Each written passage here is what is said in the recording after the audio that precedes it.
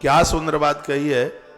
गृहस्थ आश्रम के नियमों को ठीक से जीने के तत्पश्चात में फिर वह वानप्रस्थ जीवन धारण करता है। जितने भी 60 साल के ऊपर के लोग हैं वह इस बात को सुन लें। माता ने बड़ी सुंदर बात कही है का वानप्रस्थ जीवन का भजन जवानी में होने वाले अपराधों का प्रायश्चित है। माता मदालसा कहती है, पुत्र युवान अवस्था में इतने अपराध होते हैं, जिसका इस धरती पर जन्म हुआ है वो ये नहीं कह सकता कि युवान अवस्था में मुझसे कोई अपराध नहीं हुआ। यदि वो कहता है कि अपराध नहीं हुआ तो वो 16 आना 100% वह झूठ बोल रहा है। माता मदालसा कहती है युवान अवस्था में होने वाले अपराधों का प्रायश्चित वानप्रस्थ जीवन है। वानप्रस्थ जीवन में भजन करके उन अपराधों का प्रायश्चित किया जाता है, ऐसा वर्णन किया है। तो माता ने बड़ी सुंदर बात कही। माँ कहती है मैंने संक्षेप में गृहस्थ आश्रम और उसका धर्म बताया, अब वानप्रस्थ धर्म का मैं वर्णन करती हूँ।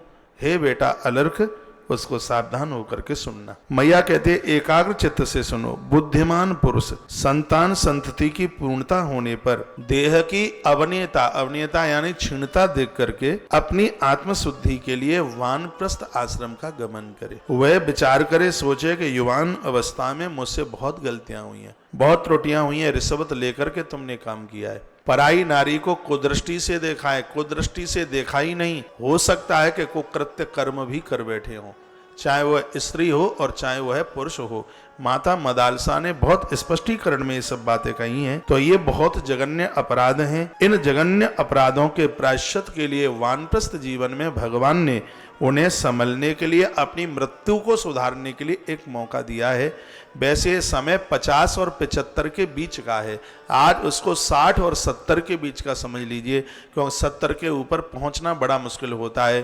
तो जो 60 वर्ष के हो गए हैं, 61 में प्रवेश कर चुके हैं, आज से नहीं इसी समय से अपना प्रायश्चित आरंभ शुरू कर दें, भजन में आज से ही लग जाएं। माता मदालसा का संपूर्ण जीव जगत के लिए ये कहना है, वो अपने पुत्र को माध्यम बनाकर ये बातें तो हमसे और आपसे सबसे कह रही है। वो माता कहती है कि देह की अवनति यानी देह ने जो अपराध किए हैं उसकी आत्मशुद्धि के लिए वानप्रस्थ आश्रम में प्रस्थान करें। अब आप कहोगे तो बूढ़े हो गए हैं तो वानप्रस्थ में तो हम प्रवेश कर ही गए हैं। अरे ऐसा जरूरी नहीं कि बूढ़े होने पर कोई सन्यासी बन जाता है, ऐसा जरूरी नहीं कि बूढ़े होने पर कोई वानप्रस्थी बन जाता है। वानप्रस्थी वो है जो वानप्रस्थ के नियमों का पालन करे, सन्यासी वो है जो सन्यास के नियमों का पालन करे। आप सिपाही किसको कहेंगे? सिपाही उसी को तो कहेंगे जो बंदूक धारण करता है, सरकार की यूनिफॉर्म पहनता है, समाज की रक्षा करता है, उद्दंडियों को दंड देता है, यही तो उसके लक्षण हैं। तो वानप्रस्थी के अपने एक लक्षण है, सन्यासी के अपने एक लक्षण है। माँ उनको बताती है, कहती है कि वह वन में पहुंचकर अकेले एकांत में रह करके वह एक बार ही भोजन करे, नहीं तो उसके लिए कह दिया है कि फल और फूल ले, इसी के ऊपर रहे, क्योंकि तप में मन तब ही लगेगा। यदि वो फल और फूल से उसकी तृप्ति नहीं होती तो वानप्रस्थ जीवन में सिर्फ एक बार आहार लेने की बात कही गई। माँ कहती है नहीं तो भजन में मन लगेगा ही नहीं, कैसे भी नहीं लगेगा, लाख कोशिश करे तो नहीं लगेगा, क्योंकि अन्न में दोष बहुत होते हैं। वानप्रस्थ जीवन में घर में लोग कहते हैं आजकल तो मम्मी पापा को इस अवस्था में बड़े भजन की पड़ी है, यही तो उम्र है भजन की। वो तो मटर गश्ती में समय निकल गया, नमक मिर्च लकड़ी इकट्ठा करने में टाइम निकल गया, गोलू भोलू के विवाह शादी विवाह करने में समय निकल गया। अब यही तो 15 साल निकली हैं, पूरा जीवन में 15 ही साल है भजन करने के लिए, 60 से लेके 75 तक। 75 में तो फिर राम खटोला तैयार है जाने के लिए, बस यही 15 साल है। और बहुतों को तो 15 साल भी नहीं मिल पाते। 60 तक सब कार्यों से निवृत्त हो जाओ, 60 में अपने आप को बदल दो। गवर्नमेंट ने भी आपको रिटायरमेंट दे दिया, कहा दुनियादारी के लिए तुम बहुत जीवन जी ले हैं, अब अपने लिए अपनी जिंदगी के लिए अपने आप को मुक्त करने के लिए बचा कुचा जीवन जी लो। वही 15 साल का समय है वो। तो देखिए अम्मा ने कितना सुंदर कहा, फल फूल खा करके जीवन का निर्वहन करे।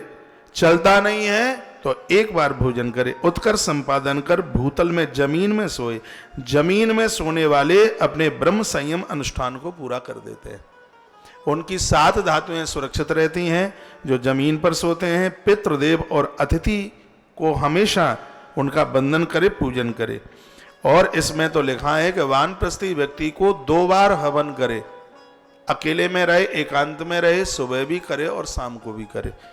ये गृहस्थी जीवन में संभव नहीं है, लेकिन वानप्रस्थ जीवन में ये बिल्कुल हो सकता है। घर वाली गृहिणी तैयारी करे, दोनों मिलकर के सुबह और शाम हवन करे, होम करे, तीनों संध्याओं में स्नान। वानप्रस्थ जीवन में 3 बार, सुबह भी स्नान, दोपहर में भी हल्का फुल्का और शाम को भी स्नान करे।